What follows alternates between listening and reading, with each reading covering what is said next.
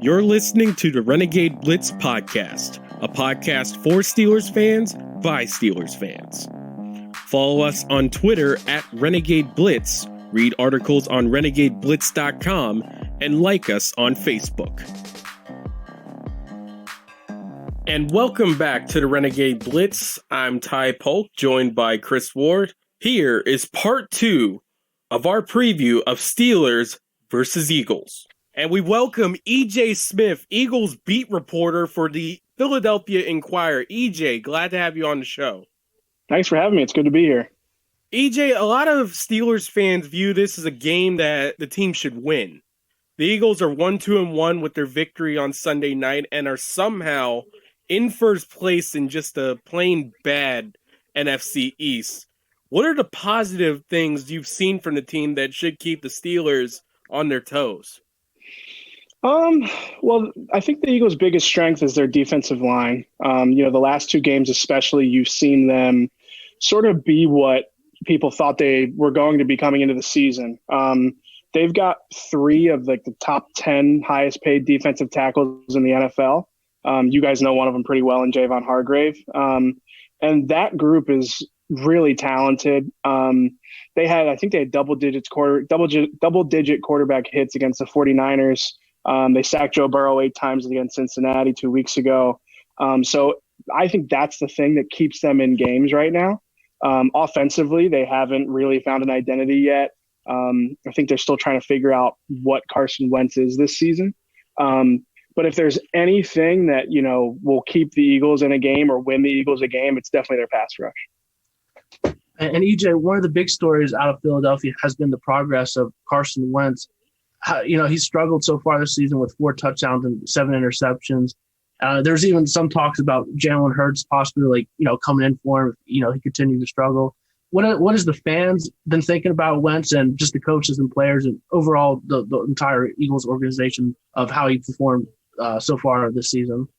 Well, you know how Philly is. So, a lot of people want to see Hurts already. Everybody's ready to bench him or trade him. And listen, it's been really bad this year. It's hard to understate how bad Carson Wentz has been, or it's hard to overstate how bad he's been so far this season. All the metrics that I value, completion percentage over expectation, just regular completion percentage, football outsiders, DVOA metrics, PFF, they all have him as one of the worst quarterbacks in the NFL. He's down there with guys, Dwayne Haskins, who just got benched, Jeff Driscoll. He's down there with backup quarterbacks as the least efficient quarterback in the NFL. And when you watch him, it's not surprising. He seems like he's just pressing. I think there's mechanical issues going on. I think that there's a confidence issue, in his decision making. I think that he's a little lost right now as a player. And I think that, you see him trying to figure out ways to win right now with the way that he's running the ball a lot more than he used to. And I think you can attribute that to him trying to figure out, okay, how can I still help my team win games, even if, I'm going to miss wide open receivers once a series, because his accuracy is everywhere right now. And again, some of his decision-making is definitely a little questionable. But I would say the coaches and the players are remaining confident, at least when they talk to us, in Carson's ability to turn things around. And I do want to make sure that I say, this is a guy who's started almost 50 or more than 50 games in his career. He was an MVP candidate in 2017. In 2018, he was coming off the injury. In 2019, at the end of the year, he definitely showed you that he is a franchise quarterback. And I do think it's important to keep in mind, once you move on from a guy like that, you have no idea how long it's going to take you to find another guy like that. He's an incredibly talented player. And while it's easy to overreact to a 4-game sample size, which is really concerning, it is important to point out that he's got the body of work to still give him, a little bit more time at the very least to figure it out. So I'm still kind of on both sides of the fence here, I think. I definitely realize how concerning it is, the way that he's playing. But I also think about the body of work and sort of just want to press the brakes a little bit. But yeah, the fans are definitely ready to see Hurts in action. Well, as an outsider, my question is this: how has the hiring of Frank Reich to Indianapolis affected Wentz? Yeah, there's no doubt that they've missed him. I think that the Eagles have struggled a little bit to find the right dynamic in that room since Reich left. I mean, and part of it is just the ebb and flow of how the NFL works. I mean, the Eagles are one of the first teams on the RPO game, and that has since been figured out. And that was Frank Reich and Doug Peterson and John DeFilippo, and the two of those guys are gone. And I think that they've worked to figure out the right combination of coaches to, make sure that they have the right dynamic in that quarterback room. And I think that that's one of the things that maybe is talked enough about, but maybe not, as far as that dynamic is really something that I think that they miss with Reich, even more than they might miss schematically, what he brings to the table. In 2017, they were one of the best teams as far as getting out to early leads. And that is how the Eagles win games. I mean, you guys watch the Steelers, so when you have a lead and you've got a front four or a front seven with talented pass rushers, that is the formula for winning. If you can get a team to be one-dimensional, especially the Eagles have always been a good team against the run. If you can get an offense to be one-dimensional and have to pass the ball, that's when your front four can really get to work and really can, rush the pass and make an impact. And that was how the Eagles won the Super Bowl. Make no mistake about it. It was getting out to early leads and then rushing the passer. They haven't been able to do that consistently without Frank Reich. So I'd say those are the two ways that they really miss Reich. It happens. This is what happens with good football teams. You lose coordinators, you lose position coaches. So they're going to have to figure it out. Another thing that kind of has always been an Achilles heel for the Eagles, really since the turn of the century, is wide receiver. They're dealing with injuries to their top two wide receivers, Alshon Jeffrey and Deshaun Jackson. But they got the hero of the day performance out of Travis Fulgham and, of course, Greg Ward, who came on last season. I asked this question to John, but I also want to ask you this. How have injuries at the receiver position affected the play of Carson Wentz? Well, I don't know how much. I would say actually the injuries to the offensive line have impacted him more. On the receivers, I actually do think this is something that maybe covering the team every day is a benefit for me, is I can I don't think Alshon Jeffrey and Deshaun Jackson are actually the two best receivers on the Eagles anymore. I mean, Alshon Jeffrey last year was really, really regressing at a stark pace. And Deshaun, he's a great deep threat. He's always going to have the respect of an opposing defense, and he's always going to change the way that a defense can play the Eagles. But I would argue that if I were to pick my starting 11 for the Eagles offense, and I was only going to have two receivers and two tight ends, which is what you would do, I'd have Jalen Reagor and Greg Ward out there before I'd have Alshon or Deshaun. And then I'd have Dallas Goedert and Zach Ertz. While they are missing a lot of those receivers, and, you're right, it's been 20 years that they've neglected the receiver position. Terrell Owens is the only good receiver in the last 20 years, right? They had Deshaun and Macklin for a while, and those guys are really good. But and Aguilar for a season. Yeah, for one season, like a season and a half. But I would say that is just an organizational philosophy. They want to build their teams from the inside out. Pittsburgh's a little different. You guys always seem to have at least one really good receiver, but you guys are also – I always think of the Steelers as a team that isn't spending great resources on that position. They're just really good at drafting it. And the Eagles are the exact opposite. They are not very good at drafting receivers. The only two that they've drafted that have been consistently productive are Deshaun Jackson and Jeremy Macklin. We'll see what Jalen Reagor looks like. The kid is explosive, but the jury's still out. So I would say that the lack of receiver talent is definitely stark. It's not a surprise that they're missing those guys. They were missing those guys last year, and I do think that part of what's making it harder on Wentz is the timing. He doesn't have reps with these new guys. He doesn't have they're just the little details about okay, you're stopping 10 yards instead of 12 yards, or you're breaking here instead of breaking here. These angles and just these little details, I think it's hard to figure that stuff out so quickly. But Carson Wentz did that last year with practice squad receivers, albeit against not great opponents. But Greg Ward, Robert Davis, Deontay Burnett, guys you probably have never even heard of. That's who he was throwing the ball to last year. The difference was he had an elite offensive line. He had an all-pro at right guard. He had a Pro Bowl, honestly, I'd say he had the best right guard and right tackle in the NFL. He had Jason Peters, who was still playing at a high level. He had Isaac Seumalo, who at least is a league average guard, and he had Jason Kelsey, who I think is the best center in the NFL. Now this year, all he has left is Jason Kelsey. Lane Johnson's hurt. I mean, he's playing, but he's hurt. They've got backups at right guard, and left tackle. I mean, they've lost 3 or 4 starters every week, and they haven't had the same offensive line, the same 5 people on the offensive line once this season. It's been a different group every time. So I think that is one of the things that doesn't get talked about as much, is how that affects Wentz's play. And sticking with the receivers and tight ends, Zach Ertz was shut down against San Francisco with only 4 catches on 5 targets for 9 yards. We heard about some, he publicly spoke about his contract issue a few weeks ago.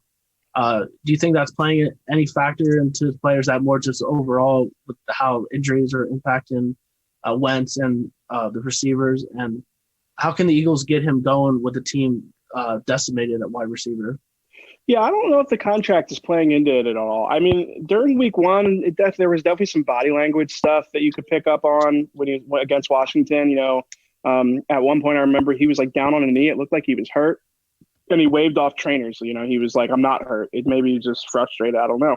But I would say that the thing with Ertz is when this team gets decimated with injuries like they have been right now, it is so easy to just key in on him and take him away.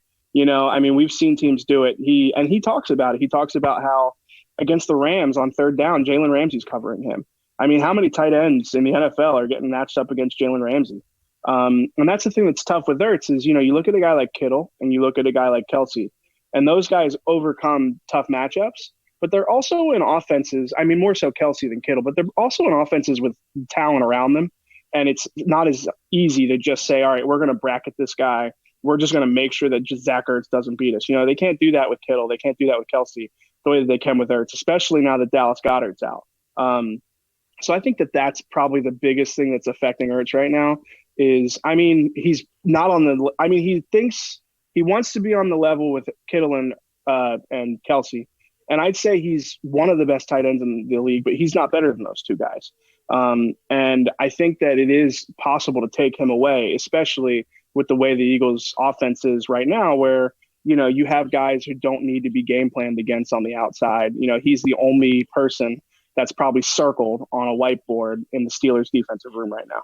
So only the receiving target, I should clarify. Yeah. Well, of course, when you talk about the Steelers, it's pass rush, and the offensive line of the Eagles will be important this week. It's a strange case with how Wentz has been sacked this season. Of course, 8 of those 14 sacks came in week 1 against Washington, but the line strangely gave up none against the Rams and 3 each against Cincinnati and San Francisco. And Cincinnati always has like a reasonably stout defense, but San Francisco didn't have their best pass rusher in Nick Bosa. Offensive lineman, as you said earlier, on the injured reserve. I don't really know how to judge the pass blocking for the Eagles, because I want to say it's Aaron Donald. You didn't give up any sacks, but it's just weird. I don't understand. Well, I do think that a big part of why the sack numbers were so high in week 1 was definitely attributed to the game plan.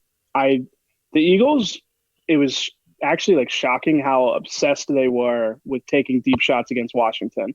I mean, last year in the season opener against Washington, Deshaun has 2 touchdowns and Carson Wentz just throws a bunch of bombs all game. It's just, deep passes. And it seemed like they thought they could do it again.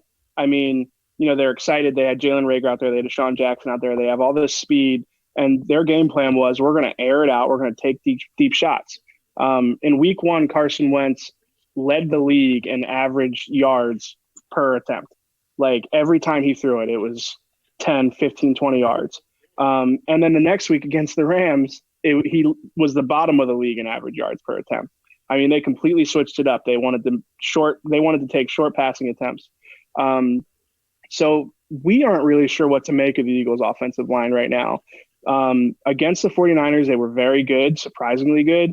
I mean, Jordan Mailata at left tackle, he's literally never played a football game before last Sunday. I mean, he played in preseason, but he's never started in an actual football game. He was a rugby player from Australia. who was a 7th-round pick. I mean, I don't know if you guys are familiar with him, but rugby player from Australia, 7th-round pick. He's a great athlete, 6'8", 345 pounds, massive human being.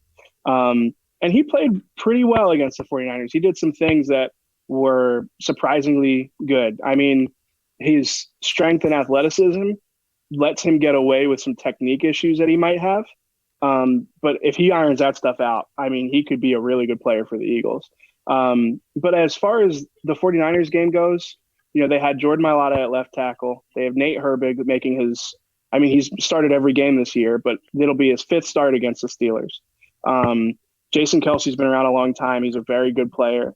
But then they have Matt Pryor at right guard. It'll be his 2nd start of the season. And then Lane Johnson is dealing with an ankle injury. He'll probably play, but again, he's been in and out a little bit. When he plays, he's pretty good. But I would say that left side of the Eagles offensive line, I think a lot of people, including myself, are interested to see how they handle playing the Steelers front, because the 49ers front was banged up.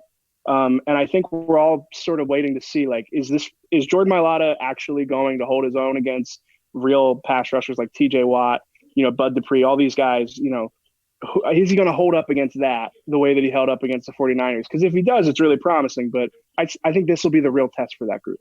Isn't it kind of ironic that an Australian rugby player plays against the 49ers, who famously signed Jared Hayne for a season a few years ago? Yeah, it's strange. Miles Sanders is coming back to his hometown this week at Heinz Field. He went to Woodland Hills in Pittsburgh. The Steelers right now, they have the number 1 rush defense, allowing just 54 yards per game, and they also lead in yards per carry at 2.7 yards per touch. How will the Eagles get him going against a team that has just really dominated against opposing running backs so far this year?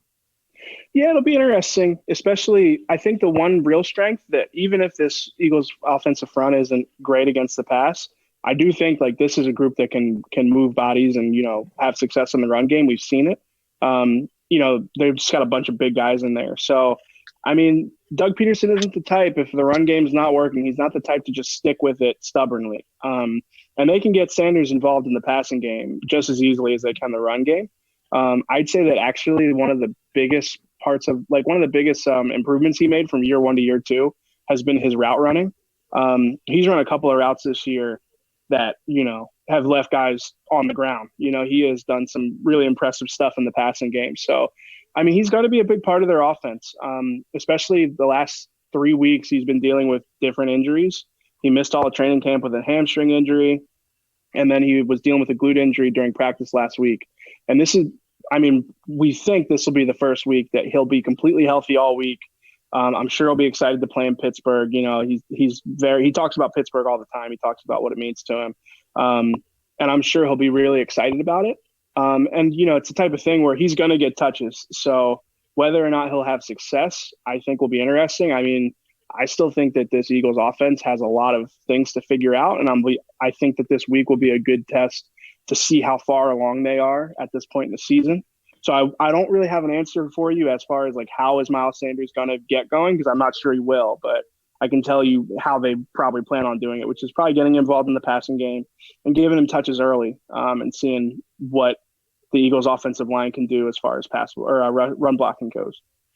Well, for running backs against the Steelers, of course, it's been tough sledding rushing-wise. The most yards given up rushing-wise for the Steelers for a single rusher is 70 with Melvin Gordon, but even Saquon Barkley had a couple, and Gordon himself had a couple shining sequences as a pass catcher. So it'll be interesting to see if they can use Sanders that way. But, yeah, his route running has been really, I can't say enough about it. I mean, he ran a post corner against the Bengals, and I mean, he was wide open. He could have walked into the end zone, but Wentz missed him. And then against the 49ers, he ran a little Texas route, you run 7 yards out and then you cut back in. And the linebacker was touching the ground. I mean, he was again wide open and Wentz missed him again. So the timing hasn't been there, but he has run some really, really clean routes this year. So the Madden textbook special. Yeah, that's why I figured you would know that. Yeah. Yeah, but we'll switch to the defense, and I want to – this is incredibly intriguing for me. Of course, we've always known about Philadelphia. I felt that the one place that Philly has always been great at is defensive linemen, and they have a ton of them. And we talk about Pittsburgh's pass rush with its leading blitz per drop back percentage at 51.2%, and they have 15 sacks, which is second behind only the Philadelphia Eagles with 17. But their blitz per drop back percentage is 19%. Towards the bottom half of the league. What's made them so successful in the pass rush with less blitzing? Well, that's Jim Schwartz's defense. I mean, it always has been. He doesn't want to blitz. He wants to get pressure with 4. And that is how the Eagles have always built their teams, is they want to be able to get pressure with 4. And it's proven, I mean, you look at teams playing the Chiefs right now, or teams who play the Seahawks, against elite quarterbacks. Blitzing, I mean, look at Aaron Rodgers. When you blitz an elite quarterback, you are going to have a hard time because they are just going to dissect you. They're going to find the holes. And if you can get pressure with 4, it gives you at least a chance. And that's why this team, I think, is handled. They beat Green Bay last year. They went toe-to-toe with the Seahawks in the playoffs until Carson got hurt. I think that is the Jim Schwartz model. It's the way the Eagles like to build their teams, is we're going to put a lot of money in our defensive line. We're going to put no money in linebackers, and we're going to try and pressure the quarterback with 4 people. I'm surprised you're not bottom of the league in blitzes. I think Jim Schwartz has started blitzing more than he did in years past, but that's the way that their scheme is it's by design that they don't blitz very much. They want Fletcher Cox, Javon Hargrave, Malik Jackson, Derek Barnett, Josh Sweat, Brandon Graham, Jannard Avery. I mean, that's 7 guys right there who can all get to the quarterback. They want those guys to generate the pressure for them. And then you can make up for the fact that you don't have a lot at linebacker. You've got a new player playing safety. Their secondary, I mean, it's Darius Slay, and it's a lot of guys who are a little unproven or, league average. But their talents up front. I mean, again, I told you earlier how they've paid so much for their defensive tackle rotation. And the thing that's been interesting the last 2 weeks is those guys have dominated the end of games, because I just named 7 guys. I could probably name 9 who all play. So at the end of games, offensive lines are tired, and these guys are fresh because they haven't been playing all game. They rotate, and they rotate heavy. They have a deep rotation at defensive end and defensive tackle. So yeah, that's how they do it, is rotating these guys in and out, and they're adamant, you guys got to rush, and you guys have to get to the quarterback. Something that we talked to Javon Hargrave about was, in the Steelers system, he was more of like a 1 technique, 2 gap defensive tackle who has to read and react. He's got to be in charge of 2 gaps. He has to read and figure out which gap to plug based on the play. Here, the Eagles run a 1 gap system. They want their defensive linemen, it's the way you would say it, is stopping the run on the way to rush the passer. They want those guys getting upfield. They want those guys flying off the ball and figure it out as you're going, but play fast. Don't, get into the lockup situation where you're reading and getting and figuring out where you're going. No, just go. And he said it's been hard to, adjust to that because he was coming from Pittsburgh where he wasn't doing that. But yeah, that's how their defensive line works. I mean, that's the best synopsis I can give of it.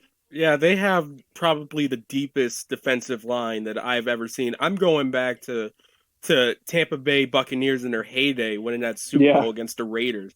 I was looking at the snap counts, and it was just like, it was insane how much defensive end and defensive tackle is just like basically the main attraction for that team. Yeah, I mean, they pay for it at linebacker. Don't get me wrong. I'm sure we'll talk about that. They pay for it at linebacker, but they have invested a lot of money. I'd say it's them and the 49ers as like the 2 teams that have figured out we got to have a lot of good pass rushers, and we got to rotate them in and out so they're all fresh. So, and speaking of that great Eagles defensive line, one guy we are interested in is former Steeler Javon Hargrave. When he was with the Steelers, he was really well liked by coaches, players, and fans too. He seems like a real nice guy. So how's he been adapting there in Philadelphia, and how's he looked thus far this season? Well, he was dealing with 2 injuries during training camp. It was the second year in a row that the Eagles' big free agent signing was a defensive tackle, and the second year in a row that guy wasn't available for the start of the season. Malik Jackson, Malik Jackson got hurt in week 1 and missed the season. And then Javon was hurt all of training camp, missed week 1. I think his first game was week 2 against the Rams, if I'm not mistaken. And he struggled. He didn't look great. He was struggling in run defense. And he talked about, again, like I mentioned earlier, the adjustment to the Eagles scheme. But he's come on the last 2 weeks, I'd say, and he's looked a lot better. He's gotten to the quarterback, and I think he's figuring it out. I mean, missing training camp is tough, especially this offseason where you didn't have OTAs, you didn't have mini camps, you didn't have anything really. I mean, it was hard to work out, I'm sure. And a lot of guys got pec injuries because all they were doing was lifting. They weren't getting out on the field. So he's finally gotten healthy. He's finally gotten comfortable, and he's playing at a higher level. I would say that right now, if I was going to put 11 guys on the field, I'd still put Fletcher Cox and Malik Jackson in over him, but it's definitely closer than it was 2 weeks ago. And it wouldn't surprise me if he overtakes Jackson at some point, but those guys are both really good defensive tackles. Hargrave has been good here so far. I would say, week 1 or week 2, when his first game, there was definitely a little bit of a head scratcher. Like, is this guy going to look like this for the next 3 years? But he's pretty quickly been a lot better. So, and EJ, when they rotate and stuff, how do they line up? Is like Fletcher Cox on like the right side of the defense line? They don't have a lot of a tendency. They sort of just rotate those guys all over the place. I mean, Malik Jackson can even line up on the edge if they need him to. He likes playing 3 tech, but he can play a 5 technique if he needs to. They have all kinds of weird looks that they can. I think that's part of their scheme is we're going to have weird looks. We're going to match guys up where we like them. So, yeah, I would say Fletcher plays just about anywhere that he can. On the inside, at least, he doesn't play like 5 technique or anything. And I think that this is the first time in his career that he's had so much talent on across from him at defensive tackle. I mean, when they won the Super Bowl, they had Timmy Jernigan, but it wasn't. I mean, he's not Javon Hargrave or Malik Jackson level. This is definitely the most talent he's had in a defensive line rotation with him.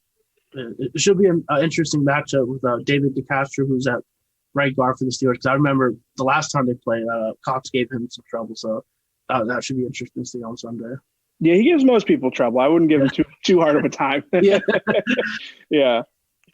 Yeah, it's interesting to see, like, reading up on how Philadelphia takes these 3-4 guys. Jernigan was one of them in Baltimore, and just moved them over into 4-3 almost somewhat seamlessly. Yeah, I mean, I think that they look at their production in pass rushing situations where they're playing more of that 3 technique style.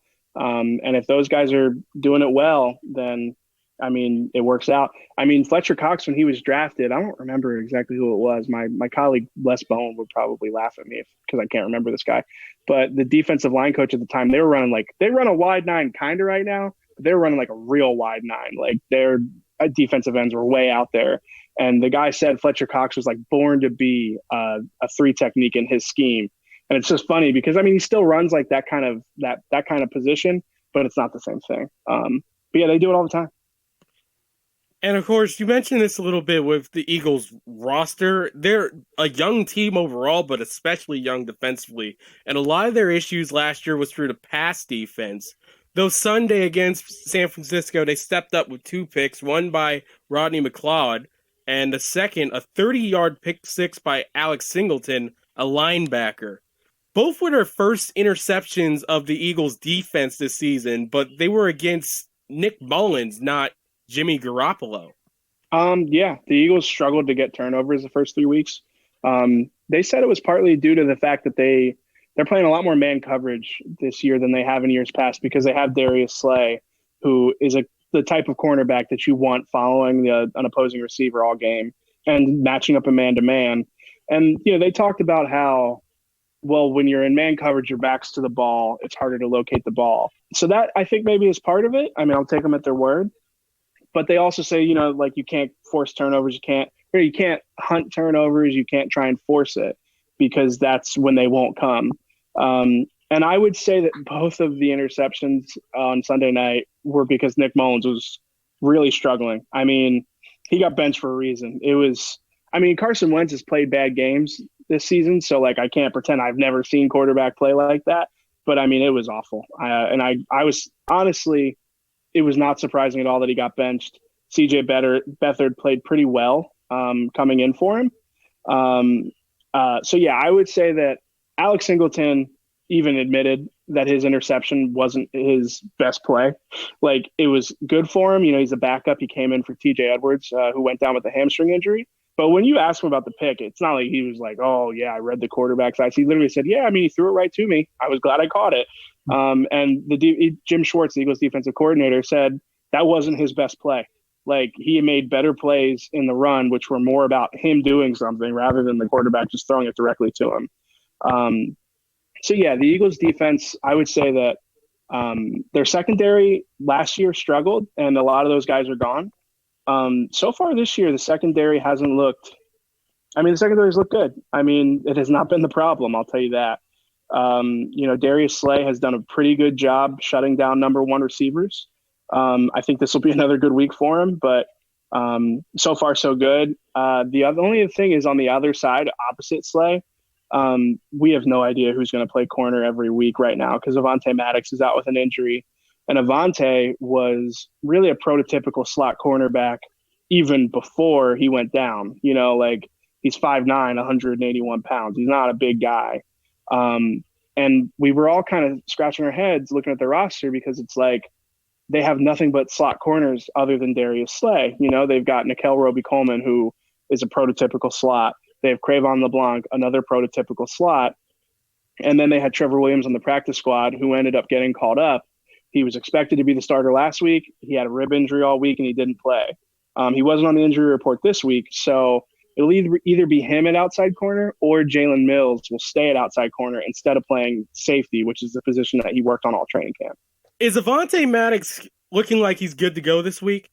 I wouldn't say that. The Eagles are very cagey about their injury updates. They don't like to tell us any more than they have to. But when he went down 2 Sundays ago, Doug Peterson said he would be out for some time. And my experience with Doug Peterson, that means more than 2 weeks. That means 3 to 5. He's not on injured reserve, so he could be back in 3 weeks, but that would be next Sunday. So I don't think he'll play. I think you're either going to have Jalen Mills at outside corner, or you're going to have Trevor Williams, and you're going to have C. Mills at safety. Oh, well, I was asking that question because the Pittsburgh Tribune Reviews put out a piece on it, and it seemed like he felt good to go. That's why I went. We'll see. Yeah. I mean, I could be wrong, but he's not practicing, and usually that miss some time designation is not promising. But hey, I could be wrong. Again, the Eagles are usually very secretive about their injury statuses. But I'd be surprised to see him go this quick. It would definitely, if he plays, it would probably be an indication that he is way ahead of the schedule the Eagles set for him. The last question is, what is the most important thing the Eagles must do to win this game? And who do you think will have a big game for the Eagles? The most important thing, can I give you 2? I'll be quick. So the Eagles are going to have to pressure Ben Roethlisberger. He's been getting the ball out pretty quick this year, but they're going to have to get to him if they're going to win.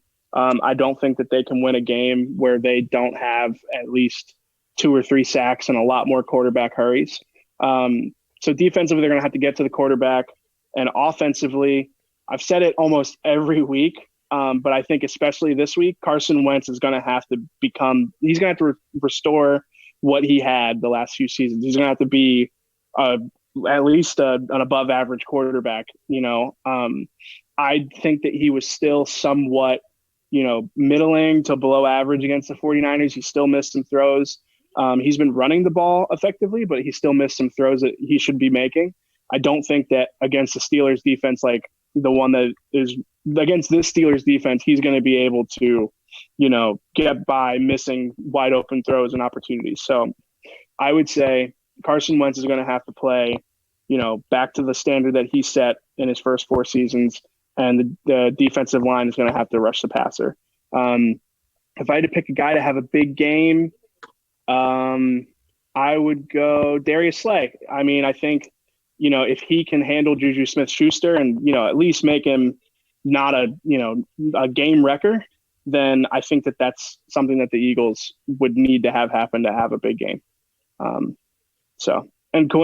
on the other side, if any Steelers tight end will probably have a big game, because that has been the one consistent thing all season. So, do you have a final score prediction, or you don't want to do that? I will go 31-21 Steelers. And you heard it from him. That's EJ Smith from the Philadelphia Inquirer, Eagles beat reporter. EJ, thank you for coming on the show. Thanks for having me, guys. It was a pleasure. Before we get into our thoughts and Chris's prediction for Sunday's game, reports are coming out of Nashville that Titans players were working together while under league-mandated shutdown protocols for COVID-19. As of this recording, the Titans registered 2 more positive tests after 2 days without a COVID-positive test. Reports, notably from Pro Football Talk, are swirling on a historic punishment for the Titans organization. Some Steelers and Bills fans are calling for a forfeit by the Titans. Chris, it seems like our worst suspicions on how the Titans handled COVID protocol has sadly come to roost.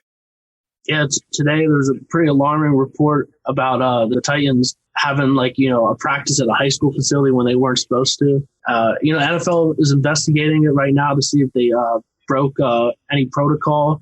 Nothing really came through yet as far as a definite, but there's been some reports about how they haven't been wearing masks properly, or they haven't been reporting people that had cases thoroughly. So we'll have to see what happens there. But also this morning 2 players for the Titans tested positive, and that's over 20 now for the entire Titans organization, which is pretty alarming, dealing with their situation. And their game against Buffalo on Sunday is in real jeopardy now. So you have to wonder, is the NFL going to start forcing the Titans to forfeit games? Well, what do you think should happen? Because there's a lot of Steelers fans, even Bills fans, as I mentioned a little earlier, that are coming out for blood on the Titans. They want forfeits, draft picks taken away, money. It's just insane. But I want to get your thoughts. What should the league do to the Titans? Yeah, I mean, first of all, there hasn't been anything, confirmed as far as them breaking any type of protocol, for the outbreak beginning. I mean, there's been some reports of what possibly happened or what people have been hearing, but that doesn't look good with them breaking that protocol of having a practice. Players haven't no coaches were there, but players came together and had a practice at a high school there in Nashville. But I think obviously they should get heavy punishment if it's deemed that they broke the protocol, and it should be an unprecedented type of punishment, because these are unusual times right now, and the NFL gave out guidelines for all the NFL teams to follow these protocols, and the Titans are breaking them. They should be punished to the highest extent. We don't know what could come from this. I mean, if you follow our Twitter account, you can obviously see when Chris isn't tweeting, because our fearless leader decided to was calling for a death penalty, word to SMU and Eric Dickerson. And I'm just I don't know how much you can punish a pro team for something like this. That's kind of in a way, once in probably a lifetime, 2 lifetimes maybe, but also a time in which you kind of have to really buy into the situation, especially if you want to potentially be a Super Bowl champion. And that's certainly the road that the Titans can go on. They were in the AFC Championship last year, and who's not to say they can go back and maybe advance one step forward if it all comes together for them. I think Goodell's going to come hard down on them if they find anything with them breaking the protocol. I think it would be loss of draft picks, a heavy fine, and we'll have to see with the forfeits. But I'm thinking, though, if they don't play against Buffalo, and what happens if they play their next game? How many weeks after the season are they going to push it back if it's only the Titans to make up those games? Certainly dire straits in the NFL, but let's get back to Steelers versus Eagles. And Chris, we've had our interviews with John Marks and EJ Smith. It's certainly enlightening to see a lot of the Philadelphia Eagles organization and just really pick their brain and try to figure out like what's going on the other side of the state. Yeah, both John and EJ both were excellent in their insight on the Eagles. Really made us more knowledgeable on what's going on in Philadelphia. And I'm really interested to see that defensive line this week going up against the Steelers' offensive line. It's going to be the biggest test the Steelers have faced this year so far, and possibly the entire season. I mean, they're loaded on the defensive line, a ton of depth. One has to wonder if the Steelers are going to go back to their patented no-huddle offense. One way to stop a team that relies on defensive substitution and rotation is running that no-huddle. You could potentially get into situations where you have 12 men on the field. Obviously, get guys tired. That would be huge for the Steelers to maybe mitigate that pass rush, because you just get a feeling you have 4 big guys coming at you. And while the Steelers' offensive line has certainly held tough so far, you just have to go like eventually they're going to get to them.